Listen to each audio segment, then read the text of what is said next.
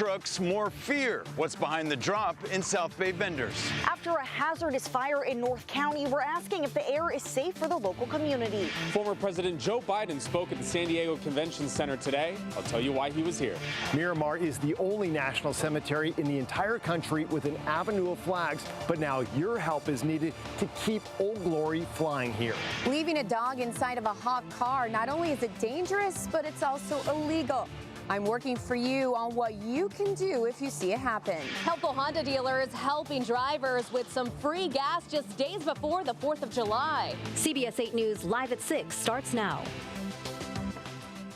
It's getting harder to find food trucks to grab a bite around Chula Vista these days, and many believe that the fear of deportation is keeping both workers and customers away. Good evening, and thank you for joining us. I'm Carlo Cicchetto. I'm Marcella Lee. CBS 8's Brian White talked with people in the community about the growing concern.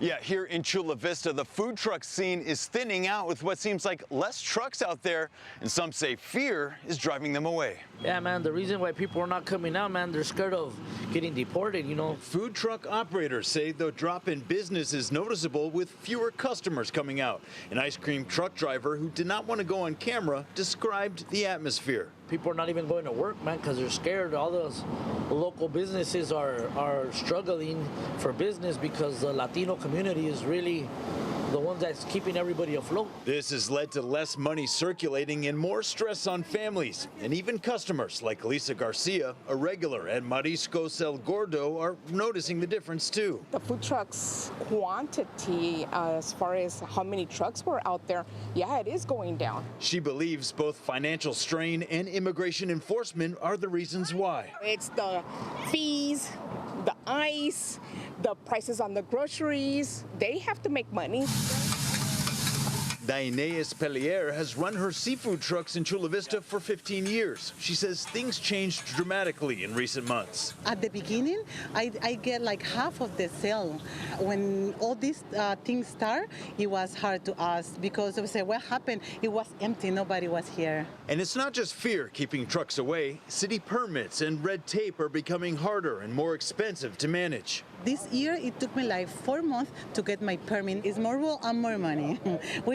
Instead they spend $200 for each one, we spend almost more than $1,000 this time. From the cost of doing business to the fear of just being out in public, Chula Vista's food truck culture is under pressure. And for many, it's not just about food, it's about survival. When they're not selling, there's no income coming in, so it puts a strain on everybody.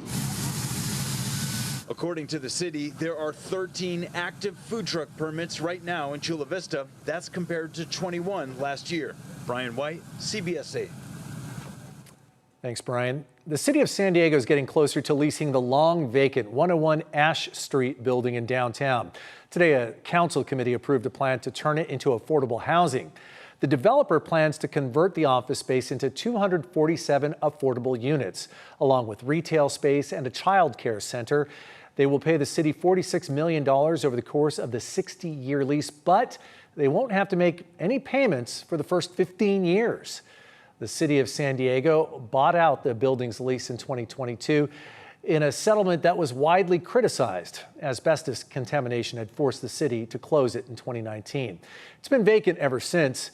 Taxpayers have spent more than $200 million on that property. The proposal now heads to the full city council for a final vote. A fire in Oceanside at a metal finishing business sent up plumes of smoke and triggered a hazmat response. CBS 8's Alex Lai shares the community's safety concerns and how crews are cleaning up. Well, there is still a slight chemical smell out here today, but hazmat crews, SDG&E, and contractors have been coming by throughout the day to assess the damage.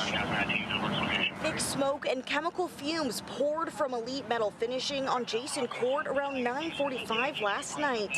We had units respond from Oceanside, Vista, San Marcos, as well as the Oceanside Police Department, San Diego Hazmat, and SDG&E. So in total, we had 61 personnel at the incident. The fire was out in about 3 hours, but this wasn't an average structure fire. This was a plating facility, so there were several tanks where they would dip items into different materials to do the plating process, and so those are the kind of chemicals that we found in there. Blake Dorse, Oceanside Fire Department Division Chief, says all employees made it out safely, but 3 people, 2 firefighters and 1 worker, experienced minor chemical inhalation. All 3 were evaluated and determined that there was no treatable injuries on scene. By daylight, most nearby businesses were open and people were back in the area. The building has been placed with a red tag, which means it's unsafe to enter, but the general area is safe to drive by or walk by. But again, we would encourage anybody to, be mindful and keep a safe distance. Dorr says most of the chemicals were destroyed by the fire, though some were released into the atmosphere. Still, he says the area is safe. Those chemicals would have been, absorbed in the atmosphere, blown around by wind currents, and they would no longer present a hazard in a significant enough quantity. They present a hazard to the public. Agencies, including the county's hazmat department, spent the day cleaning up. They're making sure that all of the chemicals are properly contained, that there's no additional release into the environment, and that the cleanup is done properly. The extent of damage to the building and when the business might reopen are still unknown. Most nearby businesses tell us they weren't affected by the fire, except the next door business, which says it lost power and sustained some damage from fire crews battling the flames from above. The cause of the fire is still under investigation by the Oceanside Fire Department, but they say it was likely caused by an equipment malfunction. Nearby businesses say nothing like this has ever happened before. Reporting in Oceanside, Alex Lai, CBS 8. Thanks, Alex. Former President Joe Biden was here in San Diego today as the keynote speaker at the Society for Human Resource Management's convention. It's one of the largest groups of HR professionals in the world. CBS 8's Alex Cheney joins us with more on what the former president had to say today. Alex. Well, Carlo, it was a packed house today at the San Diego Convention Center as former President Biden talked about the evolution of the workplace and what he's been up to lately. President Joe Biden took the main stage this morning at the San Diego Convention Center, speaking to nearly 20,000 professionals in the human resources field in person and virtually. He said being president is the biggest HR job of all. The President of the United States is the chief people officer.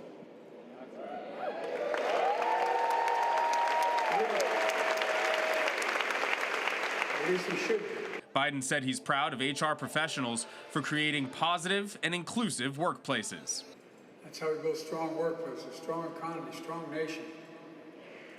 I'm grateful to I'm grateful to every one of you. Helping to build a world where the workers are treated with dignity, respect, and deserve. Biden joins former presidents George W. Bush and Bill Clinton as fellow keynote speakers at the convention. President Biden said he's keeping busy in his retirement by still negotiating with world leaders and a little fun. How can you just walk away? I'm not, you don't see me out there publicly doing a lot of this. They ask to see me and I see them.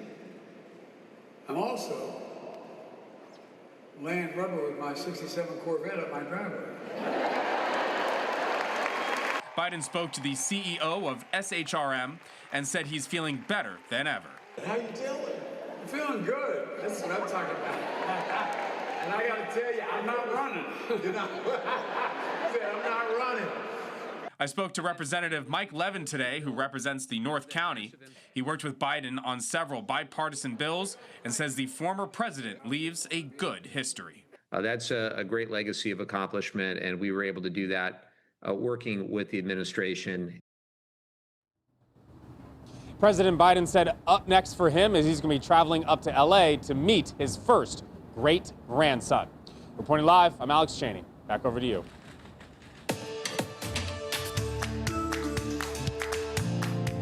A unique tribute to our nation's veterans and their families needs your help tonight. The nonprofit that maintains the Avenue of Flags at Miramar National Cemetery is running a month-long fundraiser to help keep those flags flying. The display was built and is maintained by donations. CBS 8's Steve Price shows us the problem and tells us how you can donate. There are over 150 national cemeteries across the country, but Miramar is the only one with this, an avenue of flags that greet visitors as they arrive here. Unfortunately, the poles holding Old Glory are getting old, and your help is needed to replace them. 50 flags flying 24 hours a day, 7 days a week. All of this paid for through donations to the Miramar Cemetery Support Foundation. Even though it's sunny here in San Diego, you can tell like today, the wind's blowing pretty good. You get the sea breeze. The flags get tattered, and when they go bad, they have to be replaced. Michael Cardenas is the nonprofit's treasurer. He says they spend at least $10,000 a year replacing flags, but now a new expense. The mechanisms inside the poles are failing. They all have internal mechanisms to raise and lower the flags, or a bunch of cables and riggings that have just worn over the years to the point that it's getting troublesome to raise and lower flags. The flags went up in 2012, shortly after the cemetery opened, which is now the final resting spot for more than 23,000 service members and their spouses. Army, Navy, Air Force, Marines, rows and rows of heroes. We miss him dearly, including Corporal Franklin Marin, whose daughter also served in the military and appreciates the cemetery's grand entrance. Seeing the flags just reiterates the patriotism and the respect we should have for the sacrifice of all the people, all our service members. Fixing the poles will cost around $100,000. Information on how to donate is located on the Miramar National Cemetery Foundation's website. It's tax deductible. You'll get a letter back from us for the donation, and you actually will get a star, which is actually one of the stars from flags that have been decommissioned here when we take them down. At Miramar National Cemetery, Steve Price, CBS 8. I know San Diegans will come through. My father is buried there along with my mother, and every time we make that turn and see that row of flags, I sigh, and I think, what a beautiful resting place for all of these veterans. So much love, such a great effort, and you can donate. Yeah. I didn't know that the flags are maintained by donations. Now you got to ask Steve how to donate. And that it's a unique thing for our national cemetery, so it's wonderful. Oh, I'm for sure going to donate, maybe even during the commercial break. Meantime, the race for the County Board of Supervisors District 1 seat is over. We talk with Imperial Beach Mayor Paloma Aguirre about her win and more coming up in a live in-studio interview. Plus, the new details we're learning about a Moroccan man arrested at the federal courthouse in downtown San Diego last month. And later, the surprise savings for San Diego veterans ahead of the 4th of July holiday.